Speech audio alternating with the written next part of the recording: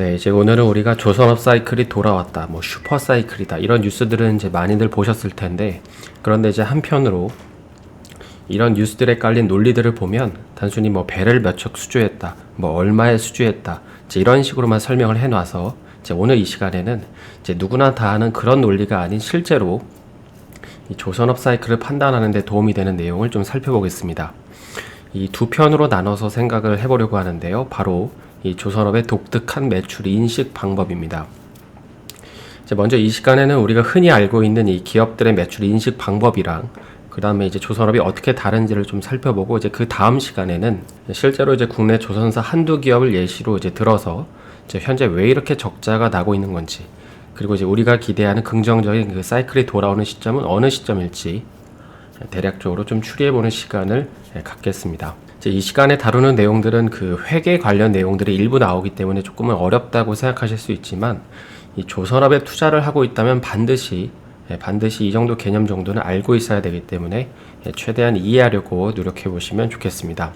그러면 좀 해당 내용을 본격적으로 살펴보기 전에 일반적으로 어떤 기업이 매출을 회계장부에 반영할 때는 각각의 기준이 있죠. 어떤 회사는 일단 외상으로 물건을 주고 그 제품이 팔릴 때마다 매출로 인식하는 기업이 있는가 하면 그때그때 판매한 걸 반영하는 회사들도 있습니다. 흔히 그 조선산업은 수주산업이라고 하죠.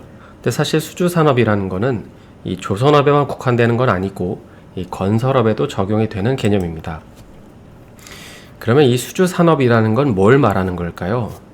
일반적으로 이제 수주산업이라고 하는 거는 이 고객사로부터 수주, 그러니까 주문을 받아서 이제 1년 혹은 이제 수년에 걸쳐서 작업을 한 뒤에 납품하는 걸 이제 수주산업이라고 일컫습니다. 이거는 이제 직관적으로 좀 생각을 해보시면 바로 이해가 되실 텐데, 이제 배를 만드는 경우에는 한두 달 만에 건조가 되는 게 아니죠. 또 아파트가 이제 한두 달 만에 완공되는 게 아니기 때문입니다. 그래서 이제 이런 독특한 구조 때문에 이제 이런 수주산업에 속해 있는 기업들 같은 경우에는 이제 일반적으로 우리가 알고 있는 뭐 매출이나 영업이익을 계산하는 방식이 이제 조금은 다릅니다. 일단 이제 우리가 일반적으로 알고 있는 매출이나 이익 개념은 이제 이런 건데요. 이제 이걸 보면서 좀 이해를 해보시면 좋을 것 같은데요. 이제 예를 들어서 어떤 장난감 회사가 이 제조원가 10,000원을 사용해서 장난감을 만들었고, 그 다음에 이걸 만든 걸 창고에 보관해둔 뒤에 이제 12,000원에 팔면, 이 경우에 이제 매출과 매출 총이익을 계산해 보면 일단 이 장난감을 12,000원에 팔았으니까 이제 이게 매출액이겠죠. 그리고 이제 12,000원에서 이 제조원가 10,000원을 뺀 2,000원이 이제 매출 이익으로 남습니다. 그래서 이제 간단한 이 개념을 이해하셨다면, 이제 지금 보시는 거는 그 삼성전자의 지난 3분기 이제 실적 자료인데요. 여기 보면 이제 지난 2021년 3분기 삼성전자의 매출액은 총 이제 73조였습니다. 그리고 이제 여기에 사용된 그러니까 제조 원가, 즉 매출 원가는 42조였죠. 그래서 이제 방금 살펴본 개념을 여기에 대입을 해보면 지난 3분기 삼성전자의 매출 총이익은 이 전체 판매한 매출액인 73조에서 이제 매출 원가, 그러니까 제조 원가 42조를 뺀 31조가 되는 겁니다. 어렵지 않으시죠? 그리고 이제 한 발 더 나아가서 이 31조 원에서 바로 밑에 판매비와 관리비, 그러니까 우리가 이제 흔히 판관비라고 하는 항목을 빼면 이제 그게 바로 이제 우리가 생각하는 영업이익이 되는 것이죠. 따라서 이제 정리를 해보면 이 기사처럼 이제 지난 3분기 삼성전자 같은 경우에는 매출은 73조 원이었고 이제 영업이익은 이제 15조가 이제 그래서 나오는 것이죠. 그러면 이제 이번에 조선업을 좀 보면 이제 조선업은 어떻게 좀 매출 인식을 할까요? 이제 크게 두 가지 방식이 있는데, 한 가지는 이제 배를 만드는 공사 중간에 뭐 원자재나 인건비, 환율, 뭐 공사 기간, 그러니까 이런 어떤 변동사항이 없는 경우가 있고, 다른 한 가지는 반대로 이제 이런 요인들의 이제 변동이 있는 경우입니다. 그래서 이제 각각의 경우를 살펴볼 건데, 이제 이 시간에는 이 공사 중간에 이제 원자재나 뭐 인건비, 환율, 뭐 이런 가격 변동이 없는 경우를 이제 먼저 살펴보겠습니다. 일단 이제 본격적으로 또 살펴보기 전에 개념 하나만 이제 먼저 이해를 하고 넘어가셔야 되는데요. 바로 이제 총 예정 원가라는 개념이 있습니다. 이거는 이제 과거 그 대우조선해양이 분식회계를 할 때 이걸 축소해서 이슈가 되기도 한 개념이라서 이제 아시는 분들도 있으실 텐데요. 일반적으로 이제 예정 원가라는 거는 쉽게 말해서 이제 앞으로 우리가 이제 어떤 진행하려고 하는 공사에서 이 발생을 하게 될 지출을 예상해서 잡은 금액입니다. 그러니까 배를 만들 때마다 이제 필요한 원자재를 사거나 이제 각종 비용이 발생하잖아요. 그러니까 이런 모든 부분들에 대한 지출 금액을 이제 미리 대략적으로 산정해 보는 것이죠. 그러니까 예를 들어서 이제 강제는 이 정도가 필요하고 인력은 이 정도가 필요할 것 같은데 이제 그런 모든 곳들에 이 지출되어야 하는 금액들을 미리 예상해서 이제 산정하는 거를 예정 원가라고 하는 것이죠. 그래서 만약에 이 총 예정 원가가 변동이 없다면 이거는 이제 회사가 예상한 대로 이제 시나리오가 잘 진행이 됐다는 거고, 반대로 이제 이 부분에서 변동이 생긴다면 이제 작년처럼 뭐 이제 철강 업체들이 후판 가격을 갑자기 크게 올리거나 이제 공사 기간이 뭐 길어졌거나 그러니까 이런 변수가 생겼기 때문입니다. 그래서 여기까지 이제 이해가 되셨다면 이제 본격적으로 좀 예를 들어서 이제 살펴볼 건데요. 이제 이해하기 쉽게 아주 간단한 도식표를 하나 만들어 봤는데, 최근 이슈가 되고 있는 이제 LNG 운반선을 예로 한번 이제 천천히 생각을 해보겠습니다. 네, 여기 보시면 이제 어떤 회사가 이제 LNG 운반선 수주를 했는데 이제 이 배를 건조해주는 대가로 받은 돈은 2천억 원이고, 공사 예정 원가, 그러니까 이제 앞으로 이 배를 만드는데 대략적으로 필요한 돈이 한 1,800억, 그 다음에 이제 공사 이익은 이제 200억 정도가 남을 것이라고 예상되는 프로젝트를 진행한다고 가정을 해보겠습니다. 그래서 총 공사 기간은 이제 올해 2022년 1월부터 이제 2023년, 그러니까 내년 이제 12월까지 총 2년입니다. 그래서 이제 이렇게 계약을 맺으면서 최초 계약금으로 받은 거는 한 400억 원, 그 다음에 이제 중도금으로 뭐 한 두세 번에 걸쳐서 600억을 받을 거고, 마지막으로 이제 배를 다 만들어서 넘겨줄 때 나머지 잔금 1,000억 원을 받는 계약 조건이 있습니다. 그래서 이제 이런 조건으로 선박 건조를 시작을 했는데, 이제 시간이 흘러서 이제 올해 1월부터 12월까지 1년 동안 공사를 해서 실제로 이제 투입한 그 공사 원가를 보니까 총 이제 1,000억 원이 들었습니다. 그러니까 총 사용한 돈이 이제 1,000억 원이라는 거죠.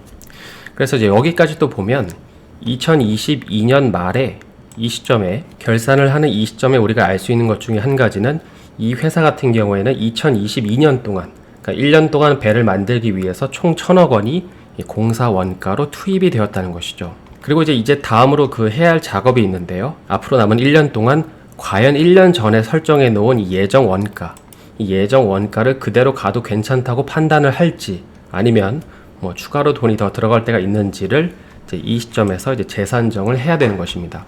그러니까 이게 무슨 말이냐면, 처음에 이제 우리가 이 배를 수주해서 건조를 할 때 견적을 내보니까 이제 그때는 발생할 비용이 한 1,800억 정도로 필요할 거라고 생각을 했는데, 실제로 이제 1년이 지난 시점에서 1,000억 원을 쓰면서 배를 만들어 보니까 1년 전에 설정을 해놓은 이 돈이면, 이 1,800억 돈이면 예상대로 공사를 완료할 수 있는지, 아니면 추가로 이제 이 기간 동안에 이제 더 필요한 것에 돈을 써야 되는지, 이제 그런 판단을 해야 된다는 것이죠. 그래서 만약에 이제 공사 원가에 변동이 없다면 이제 매출을 계산할 수 있는데요. 여기 이제 그 표가 이렇게 나와 있는데, 일단 이제 현 시점에서 그 공사 진행률이라는 걸 계산을 해보면 지금 이제 공사 총 예정 원가, 그러니까 1,800억 중에서 이제 1,000억 원을 썼으니까 이제 1,000억 원 나누기 1,800억 하면 이제 55%가 나옵니다. 그 다음으로 이제 매출을 구하는 방식을 보면 이제 배값으로 받은 2,000억 원, 이 2,000억 원 곱하기 이제 현 시점에서의 공사 진행률을 이제 곱하는 것이죠. 그럼 이제 2,000억 원 곱하기 55%니까 이제 1,100억 원이 이제 매출로 잡히게 됩니다. 그러니까 쉽게 말해서 이제 현 시점까지는 이 1,100억 원치 일을 한 거죠. 그리고 이제 다음으로는 그 이익을 구해야 되는데, 이 이익을 구하는 방법은 앞서 살펴본 매출 1,100억 원에서 이제 2022년 1년 동안 이제 실제로 투입한 공사 원가인 1,000억 원을 빼면 이제 100억 원이 되는데, 이제 이게 이제 이익입니다. 그래서 이제 정리를 해보면 2022년 동안 2022년 말 기준으로 이제 매출 정리를 해보면 이제 이 회사가 이제 이 공사를 통해서, 이 프로젝트를 통해서 발생시킨 총 매출은 1,100억 원, 그리고 이제 공사 이익은 이제 100억 원이 되는 것이죠. 그러면 이제 배를 넘겨주기로 한 2023년, 이 2023년에 이제 배를 다 만든 시점에서 매출 계산은 또 어떻게 하면 될까요? 방금 이제 2023년에는 추가로 돈을 더 쓸 필요가 없다고 가정을 했으니까 이제 이걸 토대로 계산을 해보면 일단 이제 2023년 말, 그러니까 이 시점에서 이제 공사 진행률은 당연히 이제 100%가 되겠죠. 그 다음에 이제 공사 매출을 계산을 해보면 이것도 마찬가지로 배값에서 이제 전년도 공사 매출을 빼줍니다. 그러니까 배값이 2,000억 원이고 전년도 이제 매출이 1,100억 원이죠. 따라서 이때 매출은 이제 900억이 되는 것입니다. 그런 다음에 이제 이익도 계산을 해보면 마찬가지로 2023년에 이제 사용하기로 한 예상 원가 800억이죠. 왜냐하면은 1,800억에서 1,000억 원을 뺀 나머지 그게 이제 800억 원이기 때문입니다. 그래서 이제 매출에서 사용한 돈을 빼면 이런 식으로 이제 100억 원이 남는 것이죠. 그래서 이제 2023년도도 정리를 해보면 여기 지금 1,100억 원이 아니라 이제 900억이 나와야겠죠.